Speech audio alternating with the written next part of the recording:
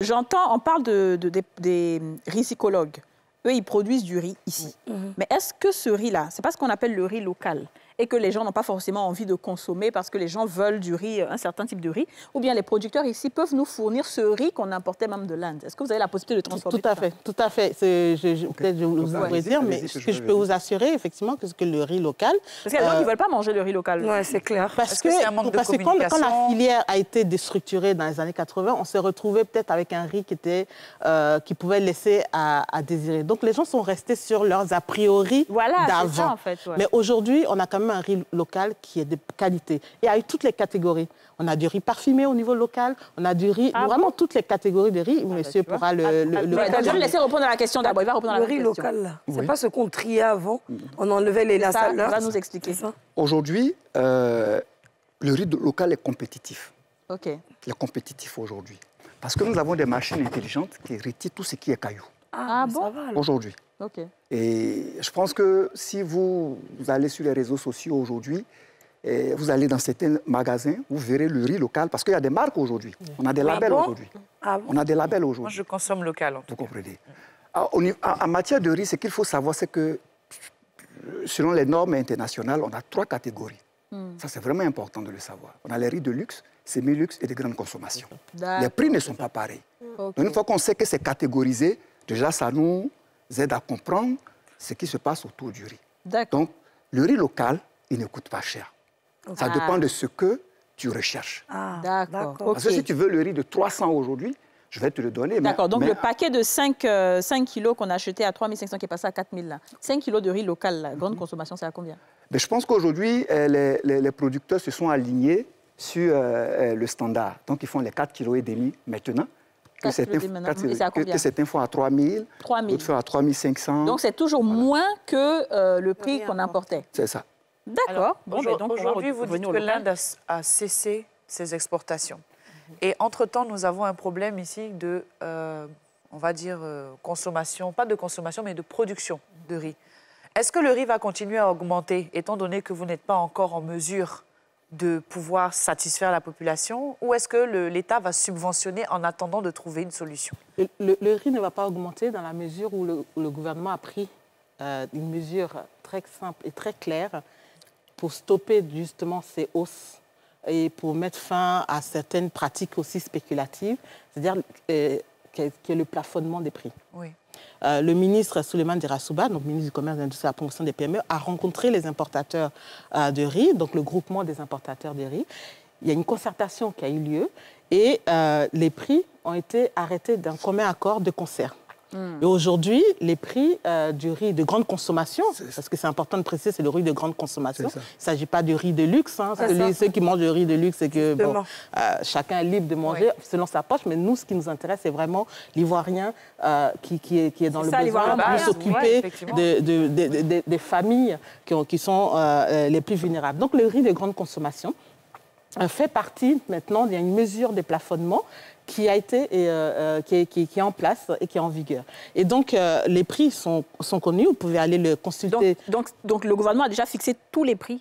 Les prix de riz de grande consommation. Le riz local, donc les prix sont fixés? Non, pas local, mais le riz importé. Oui, le riz local, oui, bien sûr. Le riz importé. C'est le gouvernement aussi qui fixe les prix?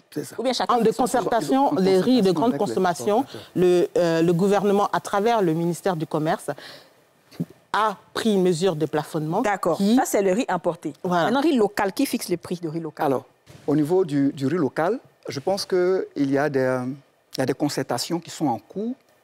Oui, il y a des concertations qui sont en cours. Ah, c'est encore réglé. Oui, voilà, ça, actuellement, là, chacun doit se lever et va fixer son prix dans n'importe quelle boutique en ce moment. Oui, déjà, c'est compliqué. La façon dont le riz local est commercialisé, parce que déjà, il faut s'assurer qu'au niveau du riz paddy, d'accord, le riz qu'on va décortiquer, il faut déjà qu'on soit d'accord sur le prix auquel il va être acheté. Avant d'aller le transformer. Donc vous n'êtes pas du tout organisé, contrairement au ministère du Commerce. On vient. Non, ça, c'est pas le ministère du Commerce. Non, je dis contrairement à eux qui sont en train de s'organiser. Non, enfin, eux, c'est le prix. J'ai expliqué tout à l'heure qu'il y a une stratégie qui est mise en place. Oui. C'est dans son exécution qu'on rencontre des difficultés.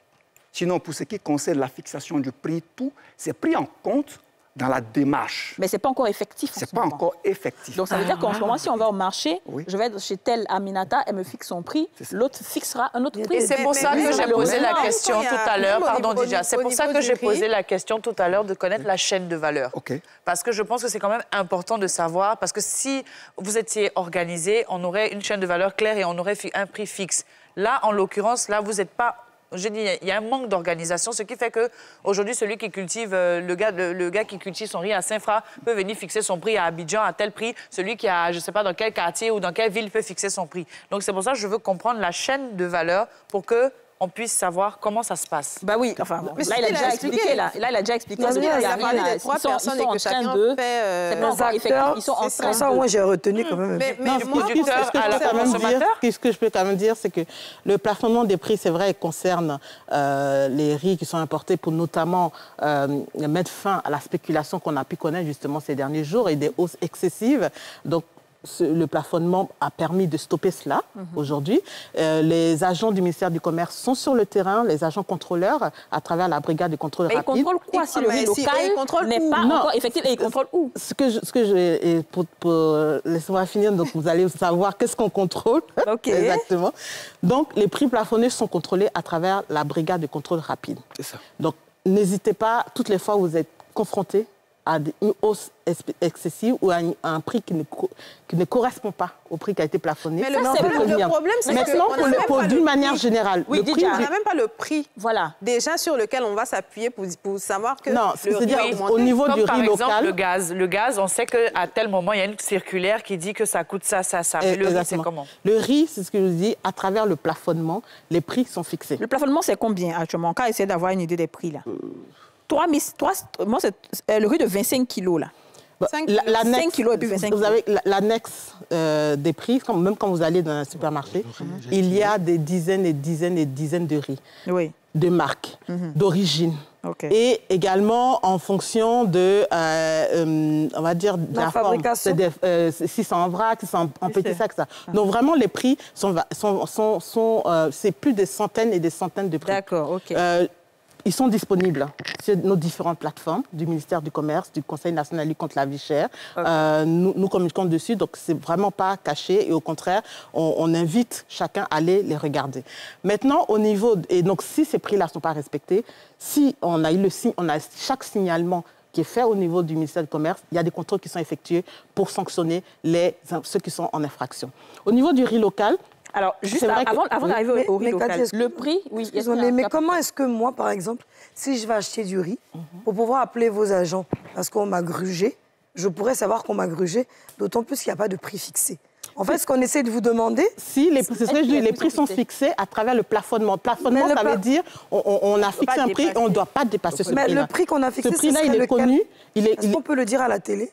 Oui, mais il y a plusieurs sortes de riz. Il y a des milliers. Le riz que moi, il peut acheter mon petit jeton, là, c'est son prix. Bon, alors, ce que tout le monde sait, allons sur de la pratique, comme j'ai dit, c'est vraiment de la pratique. Le riz que tout le monde sait, là, qui a augmenté récemment, là, c'est le sac de 5 kilos de 3 500 qui est passé à 4 000, là.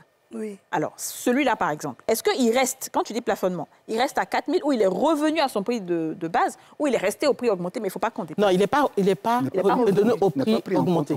Pas du tout. Justement, les concertations avaient pour but de ramener à un prix qui reste acceptable pour les consommateurs, pour l'ivoirien moyen.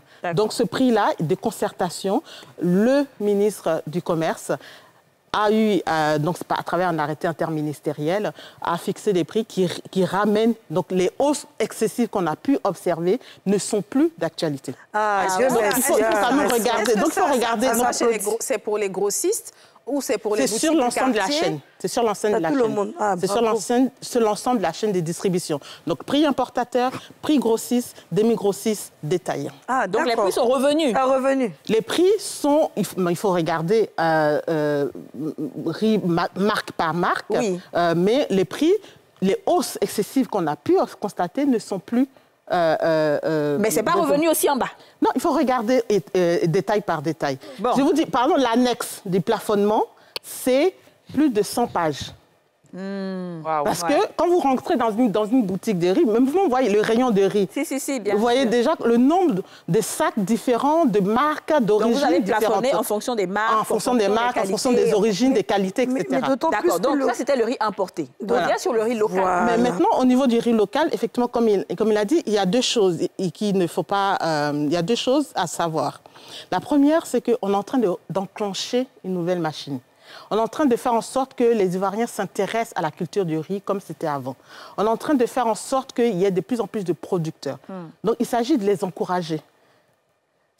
Et de faire en sorte qu'ils puissent vivre de leur production pour ne pas qu'ils soient découragés et qu'ils se disent « bon, ben, ça ne sert à rien, je ne gagne pas » et puis ça n'incite pas les autres à venir.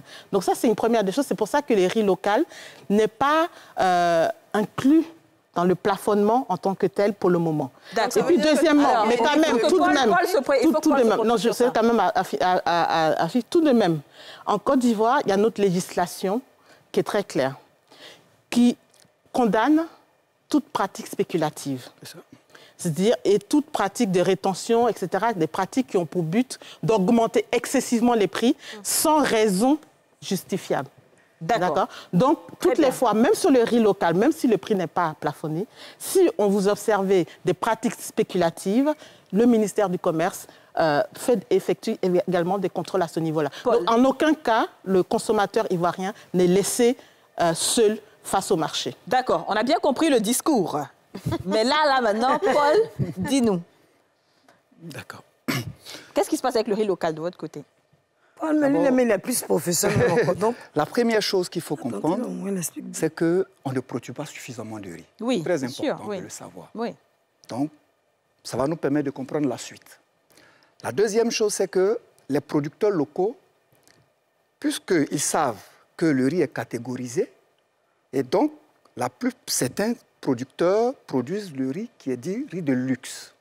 Est-ce que vous comprenez? On comprend, on peut avoir plus d'argent. Et ce riz de luxe-là, ils essaient de suivre la tendance du riz qui n'est pas produit ici. Ouais.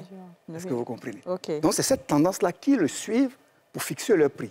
Donc, c'est pourquoi aujourd'hui, vous verrez du riz local qui coûte 650, 700, 800, certains même le font à 1000 francs. Parce qu'on a du donc, c'est nous-mêmes les pauvres Ivoiriens, secret. Donc, si je comprends bien, c'est nous-mêmes au secret des problèmes. C'est nous-mêmes, vous créez des problèmes parce que vous voulez choisir le riz qui est cher. Pendant que même les Indiens, ils nous emmènent le riz à son moins cher et à son médium. Donc, ça capte le nom aussi de la Côte d'Ivoire quand vous faites comme ça, les cultivateurs. Je reviens, Yasmine, je dis, le riz est catégorisé. On a 3 catégories. C'est ça. Et ces 3 catégories-là sont aussi appliqué en Côte d'Ivoire. Bien sûr. C'est vraiment important de le savoir. Tu nous as cité les catégories. Déjà, tu as dit le riz de luxe, le riz semi-luxe et le riz de consommation, de grande consommation. Très bien. Donc, celui qui veut le riz de grande consommation, ce n'est pas le même prix que le riz de luxe. Oui, ça, on le sait. Mais c'est ça ce qu'on dit là. Le riz de grande consommation, là, est-ce qu'il y a un plafonnement? Est-ce qu'on sait le prix de grande consommation, il est à tel prix, le demi-luxe, il est là et le luxe, il est là? Il y a des prix qui sont pratiqués par les producteurs.